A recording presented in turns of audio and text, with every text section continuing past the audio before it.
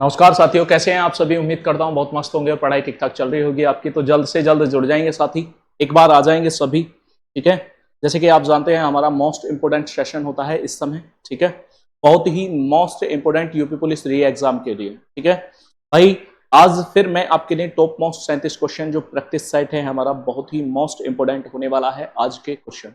ठीक है, लास्ट में देखेंगे भाई किसके कितने क्वेश्चन सही हुए, कितने क्वेश्चन नहीं हुए। ठीक है, और भाई मैं आप लोगों से इसमें अदर क्वेश्चन भी पुटअप करूंगा, वो उसका आप मुझे आंसर देते हुए चलेंगे। ठीक है भाई, एक बार मुझे बता देंगे आपको आवाज क्लियर आ रही है। ठीक है, हम सब कर देंगे मित्र एक बार सभी। भाई पहला ही क्वेश्चन देखेंगे मित्र, उसने कहा है किन ध्वनियों को अनुस्वार कहा जाता है। भाई यानी जो अनुस्वार है वो किन ध्वनियों को अनुस्वार कहते हैं। भाई आंसर आ रहा है मित्र सभी का, पहले ही आंसर देने लगे हैं सभी दोस्त। ठीक है, तो भाई मैं आप लोगों को बता दूं कि अनुस्वार क्या होता है। तो भाई अनुस्वार यदि हम सिंपल वे में कहें तो हम कह देंगे सर जी जो अंकी बिंदी होती है उसे अनुस्वार कहते हैं। भाई बिल्कुल ठीक है, लेकिन यहां पर यह नहीं पूछा है, तो मैं आपको बता दूं अनुस्वार क्या कहता है। अनुस्वार स्वर के बाद आने वाला जो नासिक्य ध्वनि होती है। भाई आप जानते हैं नासिक्य ध्वनि जो वर्ग का पांचवा वर्ण होता है ना, वर्ग का जो पांचवा वर्ण होता है वो नासिक्य होता है। जी सर जी बिल्कुल।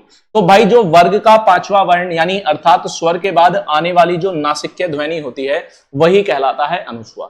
ठीक है सर जी, कैसे? जैसे कि मान लीजिए मैं आप लोगों से यहां पर कहने लगू गंगा, गंगा हम ये लिख देते हैं, ये अनुस्वार है दोस्त। लेकिन गंगा को हम क्या लिख सकते हैं मेरे मित्र, यहां पर हम गंगा को ये भी लिख सकते हैं, यानी इसके स्थान पर, गंगा के स्थान पर वर्ग का पांचवा वर्ण अने आ जाएगा। ये मैं आप लोगों को डिटेल से बता चुका हूं मैं अपनी ही क्लास में वर्णमाला की। ठीक है, कि वर्णमाला की क्लास में बता चुका हूं पूरे डिटेल से इसके बारे में। तो आप प्ले लिस्ट में जाएंगे और प्ले लिस्ट में जाकर के आप लोग वर्णमाला का जब पहला ही भाग पढ़ेंगे मेरे मित्र, तो वहां पर आप लोगों को मिल जाएगा कि अनुस्वार बिल्कुल पूरी डिटेल में। ठीक है, तो इसका आंसर हो जाएगा भाई ए इज द राइट आंसर। ठीक है, नेक्स्ट क्वेश्चन की ओर बढ़ते हैं भाई। नेक्स्ट क्वेश्चन क्या कह रहा है भाई, नेक्स्ट क्वेश्चन को देखते हैं। उसने कहा है कि हिंदी वर्णमाला में ए और यानी अंग और आहा क्या होते हैं। भाई अंग और आहा क्या होते हैं, क्या ये स्वर होते हैं, व्यंजन होते हैं, अयोगवाह होते हैं या संयुक्त व्यंजन होते हैं। तो भाई यदि हम यहां पर बात करें, यहां पर यदि हम बात करें स्वर, तो भैया स्वर तो स्वर नहीं होते, व्यंजन नहीं होते। हाँ भैया अयोगवाह होते हैं। अयोगवाह वर्णों की संख्या कितनी होती है कमेंट सेक्शन में बताएंगे जल्द से जल्द कि अयोगवाह वर्णों की संख्या 2 होती है सर जी। एक होता है अनुस्वार और एक होता है सर जी विसर्ग। ठीक है बिल्कुल। और भाई यदि कोई आपसे कहने लगे संयुक्त व्यंजनों की संख्या कितनी होती है, तो संयुक्त व्यंजन कमेंट सेक्शन में बताएंगे जल्द से जल्द। आज भाई हम यहां पर टोटल मैं आपकी कमेंट्स देखूंगा, नाम नहीं बोलेंगे लेकिन कमेंट्स मैं सबके देखते हुए चल रहा हूं। ठीक है बिल्कुल भाई, लाइव है, जल्द से जल्द बताएंगे कि इसका आंसर क्या हो जाएगा। ठीक है, तो भाई मैं आपको बता दूं संयुक्त व्यंजनों की संख्या बिल्कुल भाई सही जवाब दोस्तों कितना आ रहा है, 4 आ रहा है। तो भाई मैं आपको बता दूं संयुक्त व्यंजनों की संख्या 4 होती है। कौन से होते हैं? छ, त्र, स्र और ज्ञ। भाई बिल्कुल ये हमारे संयुक्त व्यंजन होते हैं 4। बिल्कुल भाई।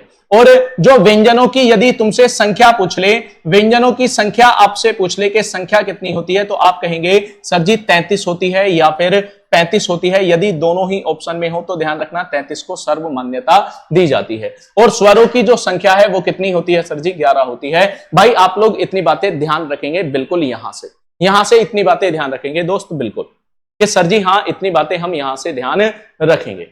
नेक्स्ट क्वेश्चन मेरे मित्र, नेक्स्ट क्वेश्चन क्या कह रहा है, निम्नलिखित में से कौन सा विसर्ग संधि का उदाहरण है। भाई विसर्ग संधि बता दें इनमें से कौन सी है। यहां पर विसर्ग संधि का उदाहरण कौन सा है, जल्द से जल्द कमेंट सेक्शन में बताएंगे। क्या निरंतर है, दिग्गज है या जगदीश है या फिर महिष है मेरे मित्र, कौन सा हो जाएगा? तो हम यदि बात करते हैं सर जी महिष, यदि हम इसे तोड़ेंगे तो ये हो जाएगा सर जी मही प्लस ईस हो जाएगा सर जी, ये तो है। ठीक है, जगदीश जगत प्लस ईस हो जाएगा सर जी, ये व्यंजन संधि है। यानी ये क्या हो जाएगा, दिक प्लस गज हो जाएगा। यानी लिख देता हूं दोस्त, क्या हो जाएगा, दिक धन गज हो जाएगा सर जी, व्यंजन संधि है। ये भी क्या हो जाएगा कि सर जी जगत प्लस ईस हो जाएगा, ये भी नहीं होगा सर जी। ठीक है, ये महा यानी क्या हो जाएगा भैया, मही प्लस ईस हो जाएगा। लेकिन निरंतर क्या हो जाएगा भाई, नी नी धन धन अंतर हो जाएगा। भाई हम जानते हैं सर जी, बिल्कुल भाई कौन सा हो जाएगा, ए इज द राइट आंसर। सभी का सही आ रहा है, ए इज द राइट आंसर हो जाएगा भाई। बहुत अच्छे। आप लोगों से क्वेश्चन भी पुटअप करेंगे दोस्त अभी, ठीक है, अलग से क्वेश्चन भी पुटअप किए जाएंगे दोस्त, जो मोस्ट इंपोर्टेंट है हमारे एग्जाम व्यू के लिए, ठीक है।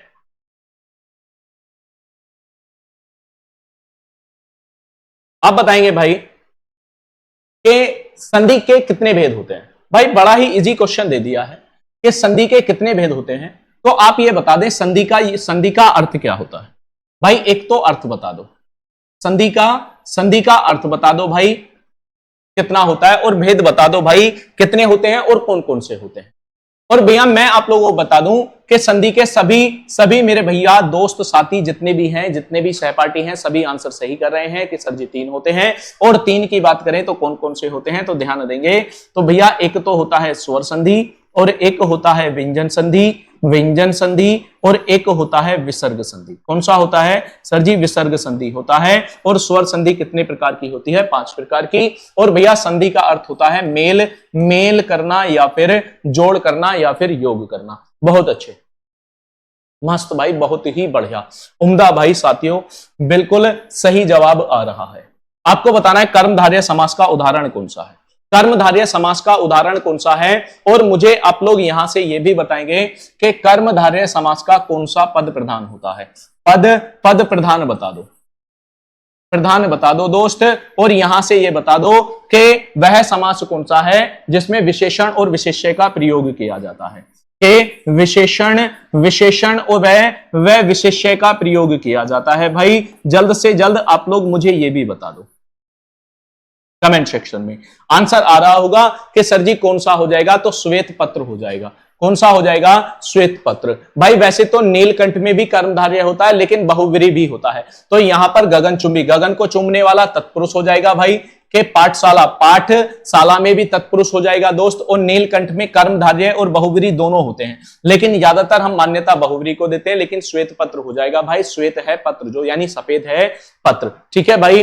तो यानी अर्थात यहां पर सभी का आंसर सही आ रहा है। तो भैया हम कहेंगे कर्मधारय समास का दूसरा पद प्रधान होता है, यानी उत्तर पद प्रधान होता है। और विशेषण और विशेष्य का प्रयोग किसमें किया जाता है, तो कर्मधारय समास में किया जाता है भाई। बहुत ही अच्छे, बढ़िया, मस्त, गजब, ठीक है, बिल्कुल।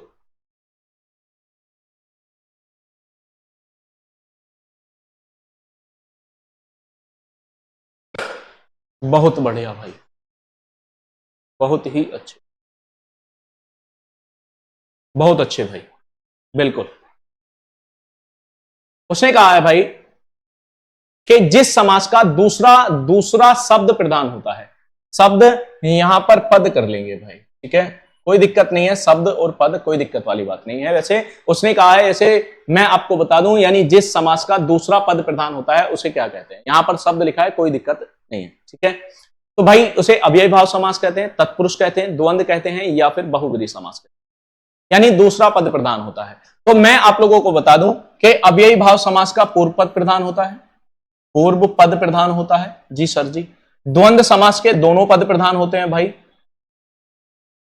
ये सर जी बिल्कुल दोनों पद प्रधान होते हैं। और बहुव्रीहि समास का कोई भी पद प्रधान नहीं होता, बल्कि तीसरे पद को प्रधान पद मान लिया जाता है। और तत्पुरुष समास का कौन सा पद प्रधान होता है, तो भाई दूसरा पद प्रधान होता है। इज द राइट आंसर हो जाएगा तत्पुरुष समास।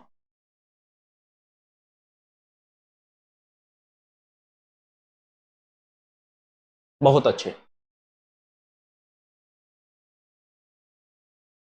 नेक्स्ट क्वेश्चन भाई, नेक्स्ट क्वेश्चन कह रहा है निम्नलिखित में से संज्ञा शब्द है। भाई संज्ञा शब्द आपको बताना है कौन सा हो जाएगा, हरा, पतला, सभा, या फिर गहरा। जल्द से जल्द बताएंगे भाई कौन सा संज्ञा शब्द हो जाएगा। बिल्कुल ही इजी क्वेश्चन है, बिल्कुल इजी क्वेश्चन पूछा गया है। और आप लोग मुझे यहां पर यह भी बता देंगे दोस्त, मैं आप लोगों से कहने लगूं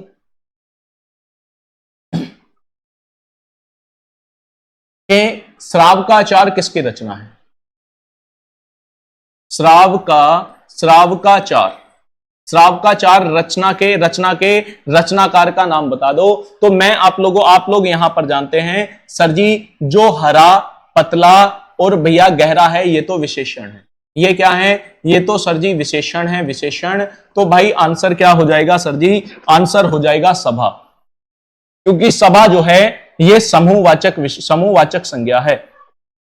समूहवाचक संज्ञा है भाई। सभा है, कक्षा है, पंचायत है, ये सब क्या होती हैं? ये सब समूहवाचक संज्ञाएं ही तो होते हैं।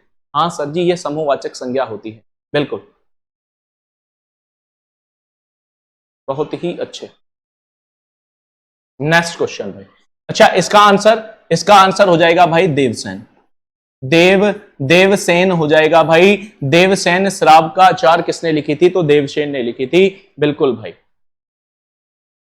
भाई ठटेरा, ठटेरा शब्द का स्त्रीलिंग परिवर्तित कीजिए।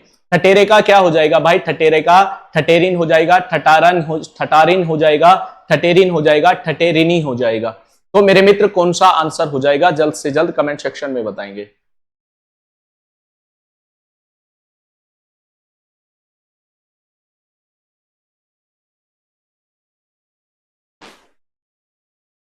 बिल्कुल भाई, कौन सा हो जाएगा?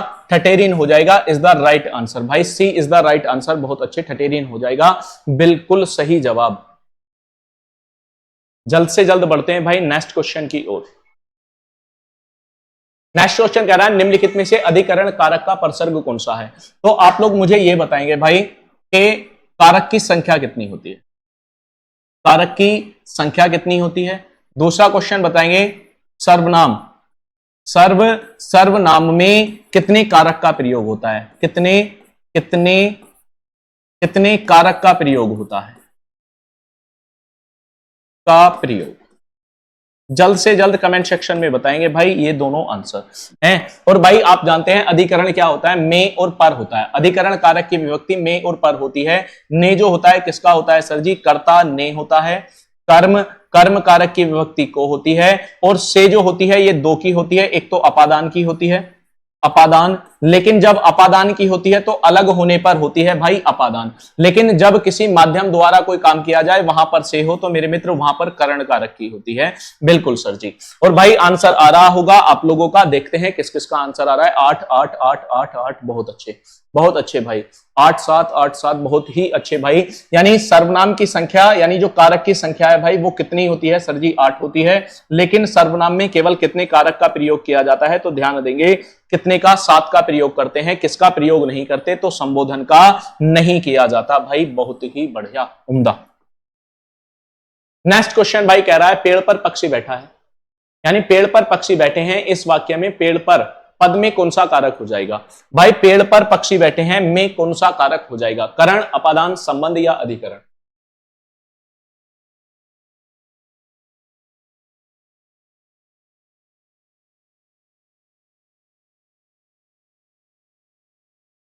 और भैया इनके विभक्ति और लिख दियो जरा एक बार है। तो हम कहेंगे भैया अधिकरण कारक हो जाएगा। पेड़ पर बैठे हैं यानी अधिकरण जगह यानी स्थान का बोध करा रहा है तो अधिकरण हो जाएगा। क्योंकि अधिकरण कारक जो होता है दो प्रकार का होता है, एक काल अधिकरण और एक स्थान अधिकरण। एक तो होता है भाई ये जो अधिकरण कारक है ये दो प्रकार का होता है दोस्त। एक तो काल अधिकरण होता है, ठीक है, और एक स्थान अधिकरण होता है।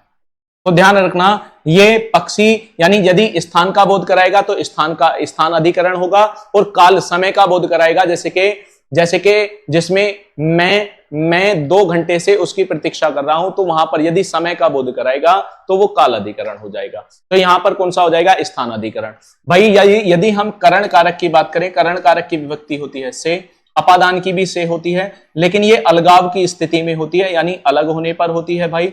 और संबंध की होती है भाई का, की, के। बिल्कुल भाई आपका आंसर बिल्कुल सही आ रहा है। सभी का आंसर सही आ रहा है भाई, बहुत ही अच्छे। नेक्स्ट क्वेश्चन कह रहा है लिंग की दृष्टि से दही क्या है? भाई लिंग की दृष्टि से दही क्या है? स्त्रीलिंग है, पुल्लिंग है, नपुंसक लिंग है या उभय लिंग है? तो भाई आप लोग यहां से मुझे 2 क्वेश्चन और बता देंगे कि आप मुझे ये बताएंगे कि लिंग का अर्थ क्या होता है? लिंग का अर्थ बता देंगे, ठीक है भाई, सबसे पहला क्वेश्चन। और दूसरा क्वेश्चन आप लोग मुझे यहां से ये बताएंगे लिंग कितने प्रकार का है? भाई लिंग के प्रकार और बता दो, लिंग के भेद और बता दो। जल्द से जल्द मेरे मित्र, जल्द से जल्द साथी इनके आंसर बता दें हैं। तो भाई हम कहेंगे लिंग की दृष्टि से भाई बहुत ही अच्छे, सभी का आंसर आ रहा है सर जी, दही पुरलिंग होता है। दही क्या होता है? पुरलिंग होता है भाई, बहुत ही अच्छे। दो दही पुरलिंग होता है, इज द राइट आंसर, बहुत अच्छे भाई। लिंग जो है, लिंग का जो अर्थ होता है वो क्या होता है सर जी? वो होता है चिन्ह। यानी यानी भाई जिससे हमें यह ज्ञात होता है कि वह स्त्री जाति का है या पुरुष जाति का है, उसे लिंग कहते हैं। और लिंग के भेद हिंदी में दो होते हैं दोस्त, एक स्त्रीलिंग होता है, स्त्रीलिंग होता है, और एक पुरलिंग होता है। बहुत ही अच्छे, उम्दा। स्त्रीलिंग पुरलिंग बहुत अच्छे, दो चिन्ह भाई, बहुत बढ़िया।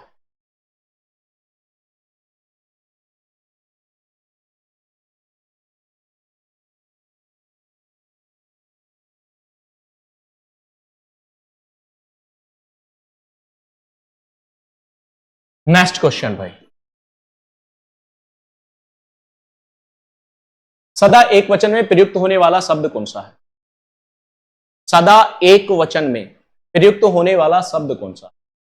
आप सबसे पहले मुझे यह बता देंगे। वचन, वचन का भाई अर्थ बताएंगे। वचन का, वचन का अर्थ बताएंगे दोस्त। और भैया दूसरा क्वेश्चन ये भी बताएंगे आप लोग कि वचन के प्रकार, वचन के, वचन के भेद बता दें, यानी प्रकार बता देंगे भाई, जल्द से जल्द कमेंट सेक्शन में। तो हम कहेंगे भैया सहायता, सहायता एक वचन रहता है, बिल्कुल दोस्त, क्योंकि पौधे का बहुवचन हो जाएगा, यानी पौधा का क्या हो जाएगा? पौधे हो जाएगा। किताब का किताबें हो जाएगा, लड़का का लड़के हो जाएगा, बिल्कुल भाई। और वचन, यदि वचन की बात करें भाई, वचन का शाब्दिक अर्थ होता है संख्या, संख्या यानी नंबर, यानी जिससे हमें यह पता चलता है कि वह एक है या अनेक है, उसे हम वचन कहते हैं। और वचन के भेद कितने होते हैं भाई? सभी का आंसर आ रहा है कि सर जी दो होते हैं, एक होता है एक वचन और एक होता है बहुवचन। बहुत उम्दा, बहुत बढ़िया भाई, गजब। ठीक है,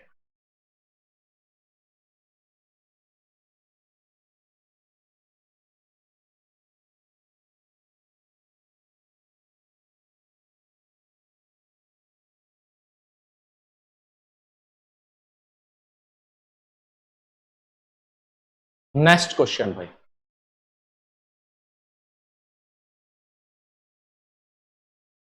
उसने कहा है अशुद्ध भाग का चयन कीजिए। अशुद्ध भाग का चयन कीजिए मित्र, जल्द से जल्द बता देंगे कि अशुद्ध भाग कौन सा है। जल्द से जल्द बताएंगे भाई, अशुद्ध भाग कौन सा है भाई, जल्द से जल्द। एक बार कमेंट सेक्शन में बताएंगे भाई अशुद्ध भाग कौन सा है।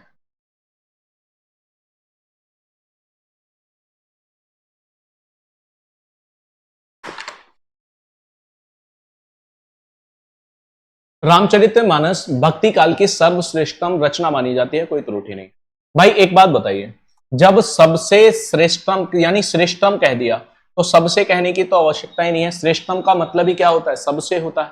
ठीक है, तो भाई यहां पर अशुद्धि कौन से में हो जाएगी, यानी B is the right answer हो जाएगा। बहुत अच्छे भाई, सभी बी कर रहे हैं, बढ़िया।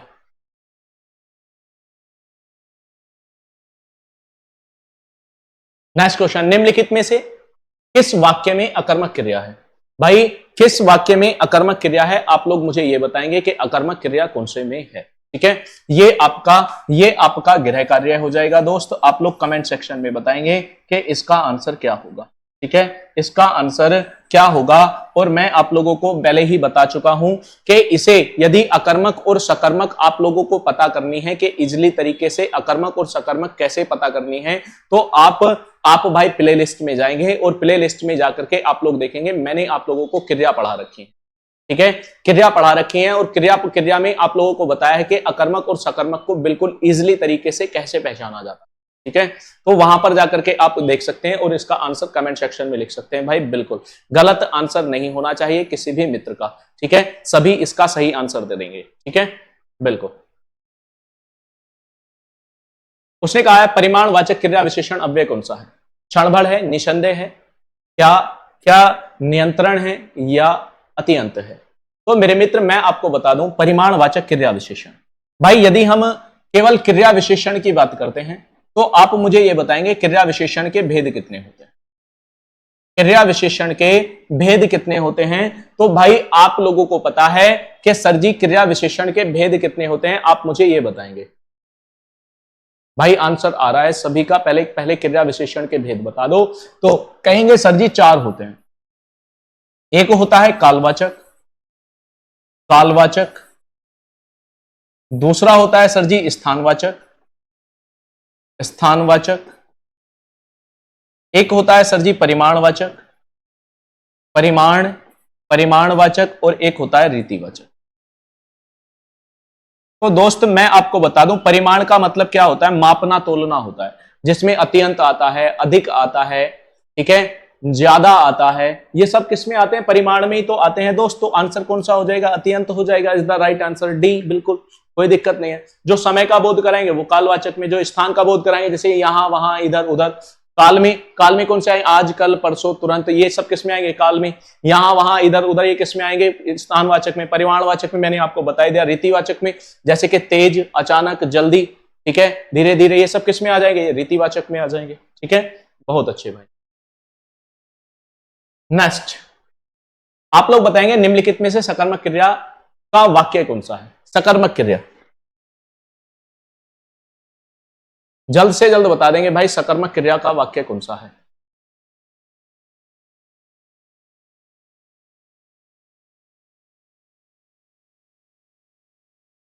भाई मैं आप लोगों को बता दूं, यदि आपको क्रिया पहचाननी है तो आप क्या करेंगे? यानी यदि आपको क्रिया पहचाननी है तो आप लोगों को कुछ नहीं करना है। क्रिया जो है हमारी कर्म के आधार पर दो हैं, एक तो है अकर्मक, ठीक है, और एक है सकर्मक। एक कौन सी है? सकर्मक। आपको कुछ नहीं करना, सिर्फ क्या क्वेश्चन करना है? क्या क्रिया के साथ क्या। यदि क्या क्वेश्चन करने से हमें कर्ता मिलता है, क्या मिलता है? कर्ता। और कर्ता मिले या फिर हमें कुछ भी ना मिले तो वो अकर्मक क्रिया होगी। और कर्ता यानी क्या क्वेश्चन करने से हमें कर्म मिल जाए भाई, क्या मिल जाए? कर्म मिल जाए या कर्म मिलने की संभावना हो, ठीक है, संभावना हो, तो वहां पर सकर्मक क्रिया होगी। जैसे कि भाई यहां पर कि उसने कहा है कि सकर्मक क्रिया कौन सी है? उसने कहा दामिनी सोती है। क्या सोती है भैया? क्या सो रही पता नहीं चल रहा, और कहेंगे तो क्या सोती है? दामिनी सोती है। दामिनी वाक्य का कर्ता है और कर्ता मिल रहा है, तो यह अकर्मक क्रिया है, सकर्मक नहीं। ठीक है, उसने कहा है भाई पक्षी आकाश में उड़ते हैं। क्या उड़ते हैं? पक्षी उड़ते हैं। पक्षी क्या है? वाक्य का कर्ता है, यानी यह भी अकर्मक क्रिया है। उसने कहा बालक खिलौना पाकर हंसता है। क्या हंसता है? पता नहीं चल रहा। क्या हंसता है? बालक हंसता है जी, तो ये भी अकर्मक है, ये भी कर्ता मिल रहा है। यहां से भी कर्ता मिला, यहां भी कर्ता, यहां भी कर्ता, तो ये भी अकर्मक क्रिया, ये भी अकर्मक। लेकिन मैंने कहा कि बालिका निबंध लिखती है। क्या लिखती है? निबंध लिखती है जी। मिल गया नहीं आंसर? और जब कर्म मिल गया तो ये कौन सी होगी? सकर्मक क्रिया होगी जी। सर जी ये वाली सकर्मक क्रिया होगी, बिल्कुल। भाई यदि समझ में आया हो तो थम्स अप कर देंगे एक बार, है एक बार थम्स अप कर देंगे, यहां तक समझ में आ गया हो तो। भाई बड़ी अच्छी ट्रिक है ये, यहां तक समझ में आ गया हो तो एक बार थम्स अप कर देंगे सभी, हैं थम्स अप कर देंगे भाई, बिल्कुल, बहुत अच्छे।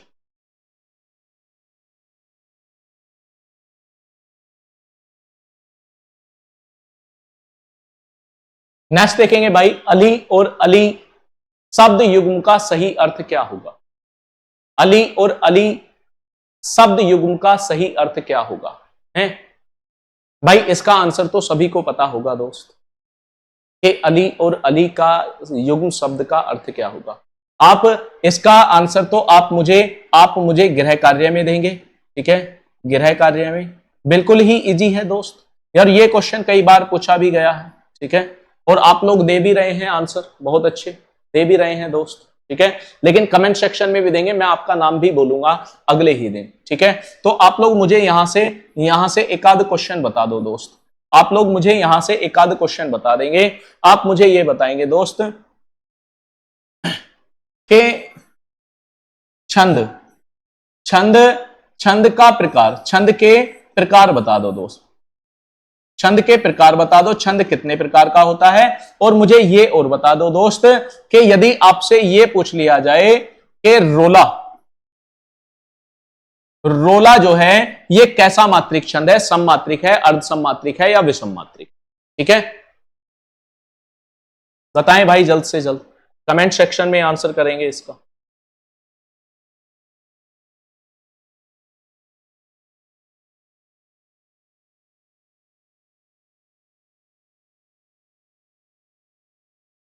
बिल्कुल। छंद के प्रकार होते हैं सर जी 3। एक होता है मात्रिक छंद, मात्रिक छंद, एक होता है सर जी वार्णिक छंद, वार्णिक छंद, और एक होता है सर जी मुक्त छंद। बिल्कुल। और भैया जो रोला है, रोले छंद में 24 मात्राएं आती हैं दोस्त, और ये कैसा है सर जी, ये सममात्रिक छंद,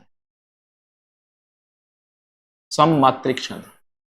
बिल्कुल दोस्त, ठीक है। दोहा और सोटा जो है अर्ध सममात्रिक होते हैं। बिल्कुल भैया, राइट आंसर।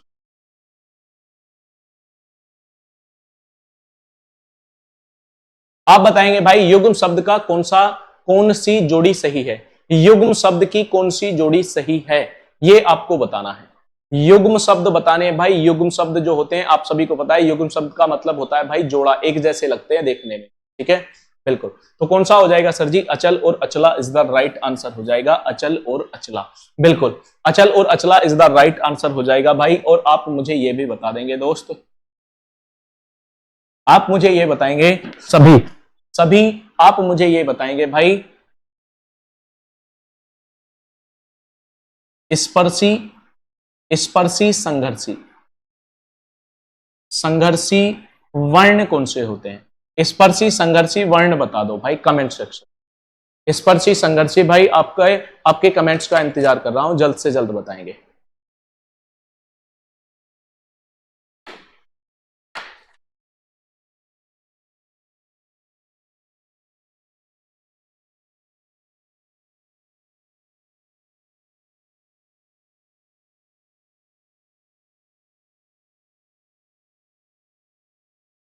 बिल्कुल भाई, बहुत से बच्चों का आंसर सही आ रहा है भाई। क्या होता है सर जी, चय वर्ग होता है। चय वर्ग में भी ध्यान रखना कौन से होते हैं सर जी, चय होता है, क्षय होता है, जय होता है और जय होता है, ठीक है। अनय नहीं होता, ठीक है, ध्यान रखेंगे दोस्त। ये होते हैं स्पर्शी संघर्षी।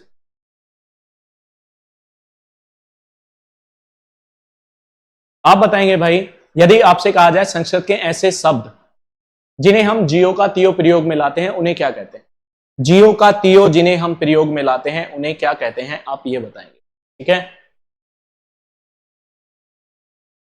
भाई। जियो का तियो मतलब है जैसे पहले बोले जाते थे वैसे ही आज बोले जाते हैं, तो हम कहेंगे सर जी उन्हें हम तत्सम कहते हैं। क्या कहते हैं, तत्सम कहते हैं भाई, तत्सम बिल्कुल सही। जैसे कि अग्नि पहले बोला जाता था, अग्नि आज बोलते हैं, तो वो क्या कहलाएगा, तत्सम कहलाएगा, ठीक है। तो ध्यान रखना देशज, यानी यदि हम तद्भव की बात करें तो तद्भव शब्द वे शब्द होते हैं जो संस्कृत के तो हैं लेकिन काफी भाषाओं से होते हुए गुजरते हुए बदल गए हैं, उन्हें तद्भव कहते हैं। देशज की यदि बात करें तो देशज शब्द उन्हें कहते हैं जिनकी उत्पत्ति का पता नहीं चलता, उन्हें देशज कहते हैं। जैसे कि टन है, टपका है, झाड़ है, और जी डिबिया है, ठीक है, लोटा है, झाड़ है, टन है, ठीक है। ये सब क्या होते हैं, ये सब देशज होते हैं। विदेशज शब्द वे शब्द होते हैं जो विदेश में जन्मे हो और देश में बोले जाते हो, ठीक है। और विदेशज शब्द जैसे कि पुर्तगाली है, अरबी है, फारसी है, ये सब होते हैं दोस्त। भाई निम्नलिखित में से कौन सा देशज है, आपको बताना है निम्नलिखित में से कौन सा देशज हो जाएगा।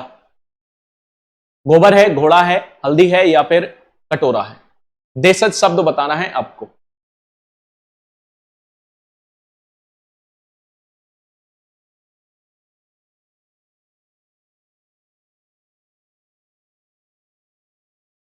तो भाई घोड़ा नहीं होगा, क्योंकि घोड़ा जो है तद्भव शब्द, यानी सॉरी गोबर जो है ये तद्भव शब्द है, क्योंकि इसका गोमीय होता है। गोमीय क्या होता है, तत्सम होता है भाई गोबर का। घोड़े का घोटक होता है, घोटक होता है, ठीक है। हल्दी का हरिद्रा होता है, हरिद्रा होता है भाई तत्सम, ठीक है। लेकिन कटोरा जो है यही क्या हो जाएगा भाई, यही हो जाएगा देशज शब्द, यही क्या हो जाएगा, देशज शब्द हो जाएगा भाई। कटोरा इज द राइट आंसर। कान का कच्चा होना मुहावरे का अर्थ क्या होता है, कान का कच्चा होना मुहावरे का अर्थ क्या होता है दोस्त, जल्द से जल्द बताएंगे। कान का कच्चा होना मुहावरे का अर्थ क्या होता है।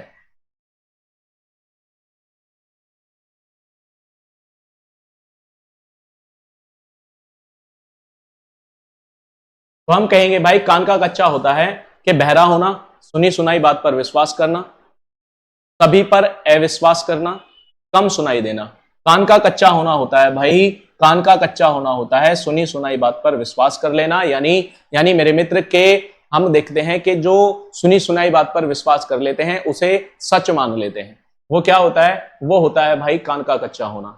जैसे कि कहते हैं मेरे मित्र कि रहीमन धागा प्रेम का मत तोड़ो चटकाए, टूटे फिर ना जुड़े, जुड़े गांठ पड़ जाए। मेरे मित्र ध्यान रखना कि कभी भी सुनी सुनाई बात पर किसी के विश्वास मत कर लेना जब तक आप उसे अपनी आंखों द्वारा ना देख लो, ठीक है। क्योंकि मेरे मित्र यदि एक बार विश्वास का धागा टूट जाता है तो फिर वापस कभी नहीं जुड़ता। ध्यान रखना, कभी भी किसी का विश्वास मत तोड़ो, ठीक है, बिल्कुल। नेक्स्ट भाई, उसने कहा है महल का भीतरी भाग क्या कहलाता है? गर्भगृह कहलाता है, भीतरी तल कहलाता है, अंतःपुर कहलाता है, यानी रनिवास कहलाता है। क्या कहलाता है? महल का भीतरी भाग। क्या महल का भीतरी भाग अंतःपुर कहलाता है? हैं? बिल्कुल दोस्त, क्या कहलाता है? अंतःपुर इज द राइट आंसर हो जाएगा। है महल का भीतरी भाग।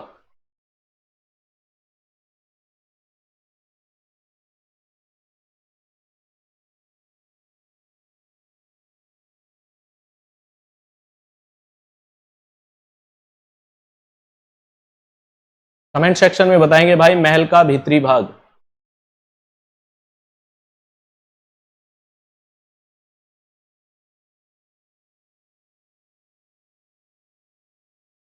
महल का भीतरी भाग।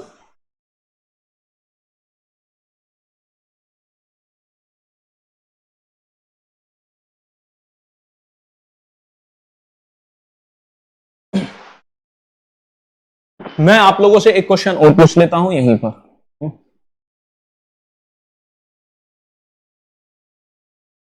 आप लोग बताएंगे मित्र, यदि आप लोगों से कहा जाए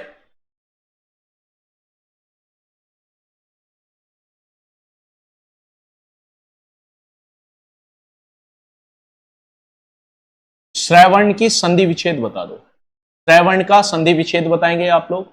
और आप लोग ये भी बताएंगे भाई, यदि आपसे कहा जाए करोड़पति में कौन सा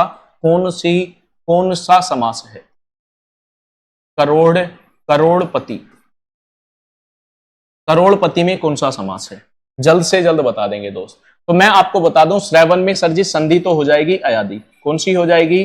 अयादि संधि हो जाएगी। और संधि विच्छेद क्या हो जाएगा? ये श्रवण नहीं है दोस्त, ये श्रवण है, श्रवण, ठीक है। ध्यान रखेंगे क्या है, ये श्रवण है। और भैया इसका संधि विच्छेद हो जाएगा स्रो प्लस अन हो जाएगा, ठीक है। क्या हो जाएगा? स्रो प्लस अन हो जाएगा दोस्त। और भैया करोड़पति में कौन सा हो जाएगा सर जी? तत्पुरुष समास हो जाएगा।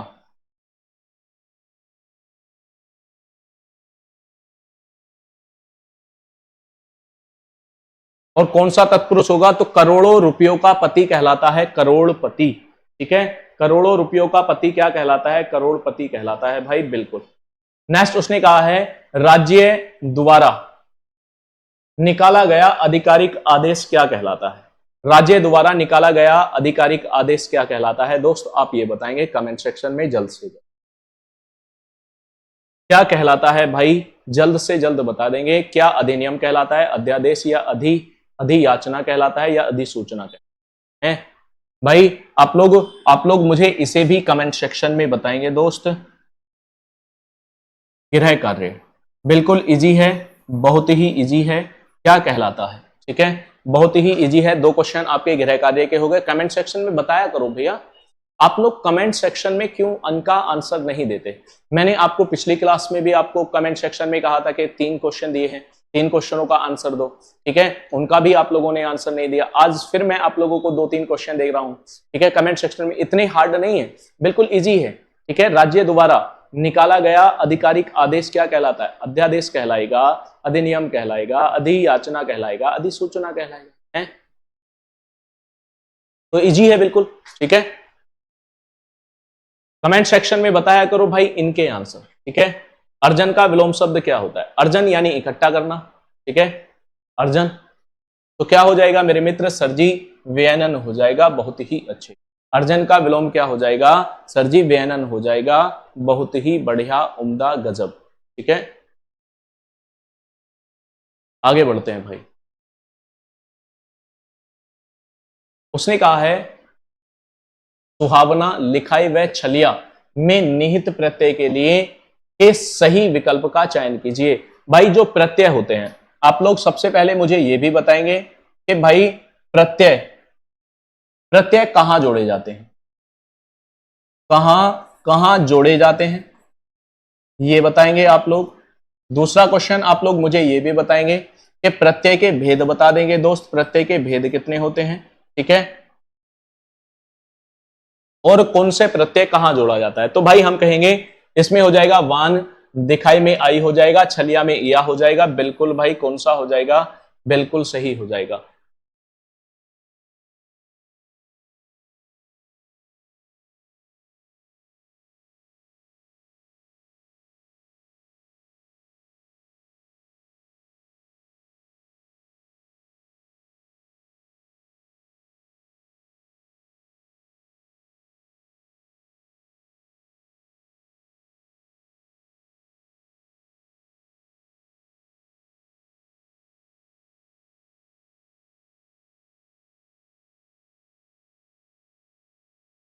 तो भाई यहां पर आंसर आ रहा है सभी का, बहुत ही अच्छे।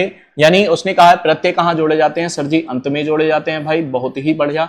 और इसके भेद जो होते हैं सर जी वो दो होते हैं, एक तो होता है कृत प्रत्यय और एक होता है तद्धित प्रत्यय। कौन सा होता है, तद्धित प्रत्यय होता है, ठीक है। और भैया कृत प्रत्यय कहां जोड़े जाते हैं, तो क्रिया में जोड़े जाते हैं भाई, ध्यान देंगे। और भैया तद्धित प्रत्यय जो होते हैं वो संज्ञा, संज्ञा, सर्वनाम, सर्वनाम, क्रिया यानी विशेषण, सॉरी विशेषण में जोड़े जाते हैं भाई। इतनी बात आप लोग ध्यान रखेंगे कि यानी संज्ञा, सर्वनाम और विशेषण में जोड़े जाते हैं। और भैया इसमें क्या हो जाएगा, यानी आई हो जाएगा, या हो जाएगा, और सुहावना में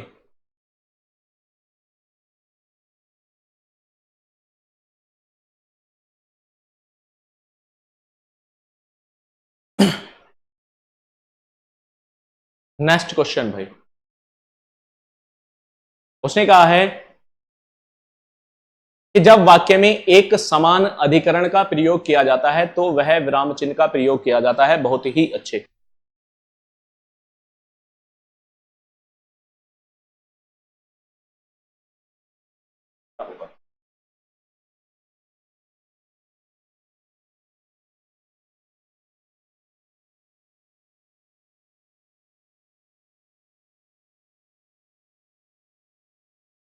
भाई एक मिस्टेक हो गई थोड़ी,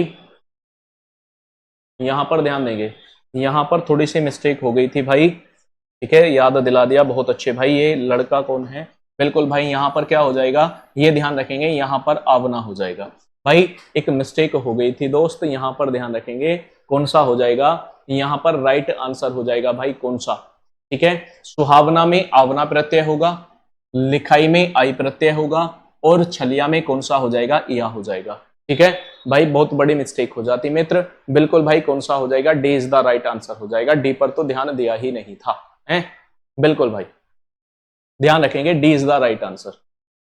उसने कहा है जब वाक्य में एक समान अधिकरण का प्रयोग होता है तो विराम चिन्ह का प्रयोग किया जाता है, अल्प विराम, अर्ध विराम, संकेत चिन्ह या लाघव चिन्ह, ठीक है। तो मैं आपको बता दूं भाई अल्प विराम कौन कौन से होते हैं। यदि अल्प विराम की बात की जाए तो आपका जो अल्प विराम होता है दोस्त वो ये होता है। यदि अर्धविराम की बात की जाए तो अर्धविराम ये होता है दोस्त। यदि सांकेतिक चिन्ह की बात की जाए तो भाई ये होता है सांकेतिक चिन्ह, और लाघव चिन्ह की बात की जाए तो ये होता है, ठीक है बिल्कुल। तो उसने कहा है वाक्यों में एक से अधिक समान अधिकरण का प्रयोग किया जाए, ठीक है। यानी जब वाक्य में एक से अधिक समान अधिकरण का प्रयोग होता है तो वहां पर विराम चिन्ह का प्रयोग कौन से का होता है, तो भाई ध्यान रखेंगे अर्धविराम का प्रयोग होता है। जैसे कि वह सुबह गया, वह वह सुबह गया, या फिर मान लीजिए उसने कहा राम को गाड़ी नहीं मिली, राम को गाड़ी नहीं मिली, नहीं मिली, इसलिए वह दिल्ली नहीं गया। तो यहां पर भाई समानाधिकरण जो वाक्य होते हैं हमारे, वाक्यों को जोड़ने के लिए किसका प्रयोग करते हैं, तो अर्धविराम का प्रयोग करते हैं, बहुत अच्छे। यदि यहां पर शब्द की बात करता है, जैसे कि मान लीजिए राम, राम श्याम, राम, श्याम और मोहन। ठीक है, यदि इनकी बात करता तो हम कह देते भाई, तो यहां पर क्या हो जाता है, यहां पर आ जाता हमारा अल्पविराम। ठीक है, बहुत अच्छा। नेक्स्ट क्वेश्चन भाई, पूर्ण विराम का प्रयोग किया जाता है। पूर्ण विराम का प्रयोग कहां पर किया जाता है, जल्द से जल्द बता दें दोस्त एक बार। तो हम कहेंगे पूर्ण विराम का प्रयोग शब्द यानी वाक्य के प्रारंभ में होता है, नहीं जी। ठीक है, वाक्य के अंत में होता है, बिल्कुल सही है। वाक्य के अंत में होता, वाक्य के मध्य में नहीं होता, बिल्कुल गलत। ठीक है, क्योंकि पूर्ण विराम का प्रयोग जैसे कि राम, राम खाना, खाना खाता, खाता है। तो दोस्त यहां पर पूर्ण विराम का प्रयोग कहां पर होगा, वाक्य के अंत में हो जाएगा। ये पूर्ण विराम ही तो है। ठीक है, बिल्कुल सर जी, बिल्कुल। उसने कहा है रौद्र रस का स्थायी भाव क्या होगा। भाई रौद्र रस का स्थायी भाव बता दो जल्द से जल्द। तो हम कहेंगे रौद्र रस का स्थायी भाव पूछा गया है, तो जल्द से जल्द भाई बताएंगे रौद्र रस का स्थायी भाव क्या होगा, सर जी क्रोध होगा। ठीक है, विस्मय या आश्चर्य किसका होता है, तो विस्मय, विस्मय या आश्चर्य की बात की जाए तो भयानक यानी क्या होता है, विस्मय या आश्चर्य अद्भुत रस का होता है। इसका अद्भुत रस का होता है विस्मय या आश्चर्य। शोक किसका होता है, विस्मय और विस्मय पता चल गया भाई, अद्भुत रस का। यानी शोक किसका होता है, करुण रस का, और भय किसका होता है, भयानक रस का होता है, भय या डर। ठीक है, ध्यान रखना है इतनी बातों का यहां से। उसने कहा है गुरु गोविंद तो एक हैं, दूजा यह आकार, आपा मेट जीवती मरे, तो पावे करतार। बहुत अच्छे पर, यानी गुरु गोविंद तो एक हैं, दूजा यह आकार। तो भाई यानी उन्होंने ये कहा है कि गुरु गोविंद तो एक हैं, दूजा उनका आकार है। ठीक है भाई, यहां पर मेरे मित्र आपको बताना है कौन सा रस हो जाएगा, है श्रृंगार रस के, सर जी श्रृंगार रस की तो कोई बात ही नहीं हुई है, श्रृंगार रस की कोई बात ही नहीं हुई दोस्त। करुण रस यानी शोक नहीं हुई, शोक की बात, अद्भुत आश्चर्य नहीं, लेकिन शांत रस हो जाएगा दोस्त। बिल्कुल इज द राइट आंसर हो जाएगा शांत रस। ठीक है, शांत रस इज द राइट आंसर हो जाएगा। नेक्स्ट आपको बताना निम्न में से सममात्रिक छंद का कौन सा उदाहरण है। सममात्रिक छंद कौन सा है दोस्त, ये बताएंगे आप लोग। सममात्रिक छंद का उदाहरण कौन सा है, दोहा, सोटा, चौपाई, सभी। सममात्रिक छंद की बात की है तो भाई सभी आंसर क्यों दे रहे हो, हैं सभी आंसर क्यों दे रहे हो। सममात्रिक का मतलब क्या होता है, समान चरण मात्र, जिसके प्रत्येक चरण में समान मात्राएं आए उसे तो सममात्रिक कहेंगे। दोहा, भैया दोहा तो होता नहीं, दोहा तो अर्ध सममात्रिक है। दोहे का उल्टा सोठा होता है, ये भी अर्ध सममात्रिक है, क्योंकि दोहे में कितनी मात्राएं आती हैं भाई, 13 11 है। और भैया सोठा इसका उल्टा होता है, 11 13।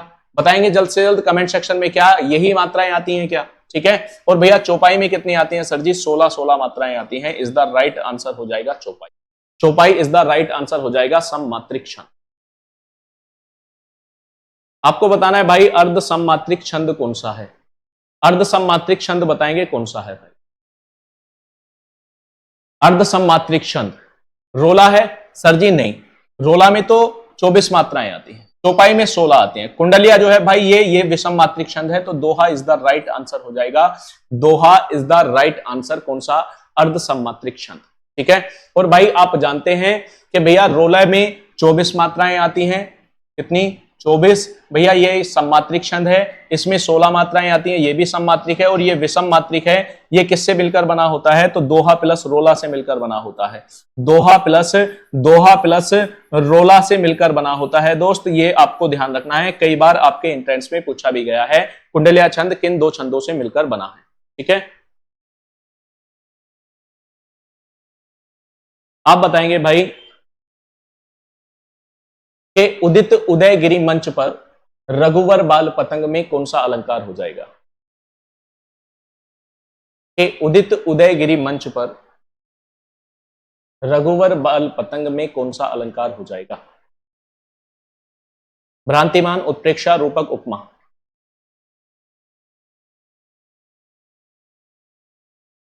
भैया हम जानते हैं कि उपमा अलंकार में कौन से सादृश्यवाचक शब्द आते हैं, सर जी सा, सी, ते, सम, सरिस। ठीक है, यानी तुलना होती है इसमें। और भैया उत्प्रेक्षा अलंकार में मानो, मानो, मनु, मनु, जानो, जनु, जन्हू। भाई ये शब्द आते हैं। और भ्रांति मान में क्या होता है? भ्रम होता है। ये भी नहीं भाई, कौन सा हो जाएगा? रूपक अलंकार इज द राइट आंसर हो जाएगा। कौन सा हो जाएगा? रूपक। भाई बहुत अच्छे, सभी रूपक अलंकार आंसर कर रहे हैं, बिल्कुल। उसने कहा है भाई, जो सो के प्रयोग से संबंधित सर्वनाम कौन सा है? जो सो। तो भाई ये तो बिल्कुल ही इजी क्वेश्चन दे दिया सर जी कि जोसो क्या हो जाएगा? जोसो हम जानते हैं सर जी, संबंधवाचक इज द राइट आंसर हो जाएगा। जोसो संबंधवाचक होता है। निजवाचक में कौन कौन से आते हैं? तो सर जी इसमें तो स्वयं आता है, स्वयं आता है, खुद आता है, खुद आता है, आप ही आता है। पुरुषवाचक 3 प्रकार का होता है, अन्य पुरुष, मध्यम पुरुष और और भैया उत्तम पुरुष, ठीक है। प्रश्नवाचक में क्या आता है सर जी? क्या, क्या और कौन आ जाता है, ठीक है। तो संबंधवाचक इज द राइट आंसर हो जाएगा भाई, बिल्कुल।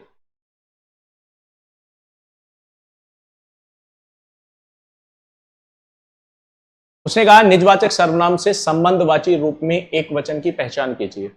भाई आपका आपका ये क्वेश्चन है गृह कार्य, लास्ट क्वेश्चन है भाई ये आज के सेशन का। ये आप लोग मुझे बताएंगे गृह कार्य में कि कौन सा सही हो जाएगा, कौन सा नहीं, ठीक है। और दोस्त आप क्लास में बताएंगे, यानी आप बताएंगे कि आपको क्लास कैसी लगी, सेशन कैसा लगा। दोस्त मैं आपके कमेंट्स का इंतजार करूंगा, और जितने भी क्वेश्चन मैंने आप लोगों को गृह कार्य में दिए हैं उनका कमेंट भी आप लोग मुझे करके बताएंगे कि कौन सा आंसर सही है, कौन सा नहीं। मैं अगली ही क्लास में आप लोगों को बताऊंगा कि उसका आंसर कौन सा होगा, कौन सा नहीं होगा, ठीक है, बिल्कुल। यहां तक किसी को कोई भी दिक्कत नहीं होनी चाहिए।